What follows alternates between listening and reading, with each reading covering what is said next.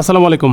যারা আমার এই ভিডিওটি দেখার জন্য ক্লিক করেছেন তাদের মধ্যে অনেকেই নিশ্চয়ই আছেন অনার্স এবং মাস্টার্স পাশ করে বিভিন্ন চাকরি খুঁজছেন, বিভিন্ন চাকরির পরীক্ষা দিচ্ছেন এবং ইন্টারভিউ দিচ্ছেন। আপনারা নিশ্চয়ই স্ক্রিনে দেখতে পাচ্ছেন আমি বিডি জবসের একটি জব সার্কুলার আপনাদেরকে দেখাচ্ছি।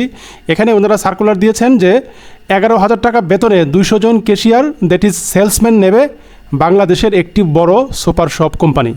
আমি কোম্পানিটার নাম বলে কোম্পানিটার গুডউইল নষ্ট করতে চাচ্ছি না, তাই তার নামটা আমি এখানে হাইড করে রাখছি। চলেন দেখি 11,000 টাকার মাসিক বেতনের এই জব সার্কুলারে আমাদের পাঠক বা ভিউয়াররা কি কমেন্ট করেছে। এখানে মোহাম্মদ সাইফুল ইসলাম নামে একজন কমেন্ট করেছেন একটা হেল্পারের বেতনই তো 14,500 টাকা। তারপরে জাহিদ হাসান নামে একজন কমেন্ট করেছেন বয়সটা কম, বেতনও কম।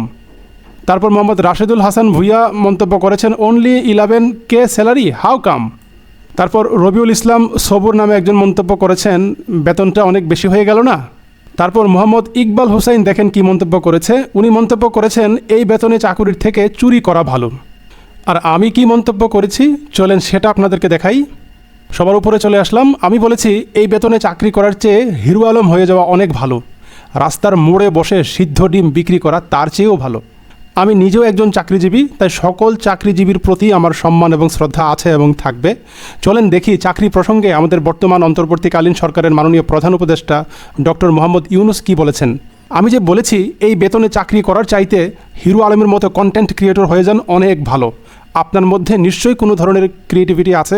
আপনি যদি মানুষকে হাসাতে পারেন, আপনি যদি মানুষকে কাঁদাতে পারেন, মূল কথা আপনি যদি আপনার কথাই অথবা আপনার কন্টেন্ট ক্রিয়েশনের দিকে মানুষকে যে কোনোভাবে আকৃষ্ট করতে পারেন, তাহলে মনে করেন ওই একটা গুরুত্বপূর্ণ প্রতিভা আপনি কাজে লাগিয়ে মাসে 11,000 নয়, 11,000-এর সাথে একটা শূন্য যোগ করে 1,10,000 টাকা কামাতে পারবেন। আপনি টেকনিক্যাল স্কিল বিল্ড আপ করেন। আপনি এই 11,000 টাকা বেতনের দাসত্ব বরণ না করে নিজের মধ্যে কি স্কিল আছে সেটার দিকে মনোযোগী হন। আপনি কোন ক্ষেত্রে এক্সপার্ট সেই দিকে আপনি মনোযোগী হন। আপনার মধ্যে যদি কোনো এক্সপার্টিস নাই থাকে আপনি বিশেষ একটা স্কিল রপ্ত করুন এবং সেই ক্ষেত্রে নিজেকে মাস্টার হিসেবে তৈরি করুন। এবং এর ফলে আপনি দেখবেন একজন সাধারণ রাত জাগা ফ্রিল্যান্সার থেকে আপনি একজন উদ্যোক্তা হয়ে গেছেন।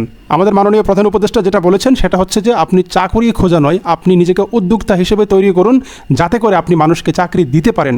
চাকরি করার প্রয়োজন নেই সেটা বলার কোনো সুযোগ নাই। আমাদের চাকরিরও প্রয়োজন আছে, চাকরিজীবীদেরও প্রয়োজন আছে, কিন্তু তার আগে হচ্ছে উদ্যোক্তা থাকতে হবে। উদ্যোক্তাই যদি না থাকে, উদ্যোগী যদি না থাকে, তাহলে চাকরিটা আসবে কোত্থেকে। আমি অফিসে আসা যাওয়ার পথে রিক্সায় মাঝে মধ্যে আসা যাওয়া করি এবং রিক্সাওয়ালাদের সাথেও আমার মাঝে মধ্যে কথা হয়।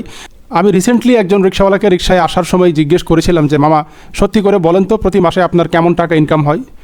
তখন তার সরল উত্তর ছিল যে মাসে 50 থেকে 60,000 টাকা। তাহলে একজন রিক্সাওয়ালা যদি ঢাকা শহরে মাসে 50 থেকে 60,000 টাকা ইনকাম করতে পারে, হ্যাঁ তার হয়তো কষ্ট হচ্ছে, আপনাকে একটু কষ্ট করতে হবে, চেষ্টা করতে হবে, তাহলে আপনার জন্য সুযোগ তৈরি হবে। আর আপনি যদি কোনো চেষ্টা না করেন, অনার্স মাস্টার্স পাশ করে, আমি ধরলাম আপনি ইন্টারমিডিয়েট পাস, তারপরেও এই চাকরি আপনাকে মানায় না। আপনি একটু ইচ্ছা করলেই আপনি মাসে আরও বেশি পরিমাণ, তার থেকে দ্বিগুণ 3 গুণ পরিমাণ আপনি ইনকাম করতে পারেন যদি আপনার মধ্যে পরিশ্রম করার মানসিকতা থাকে, চেষ্টা করার ইচ্ছা থাকে।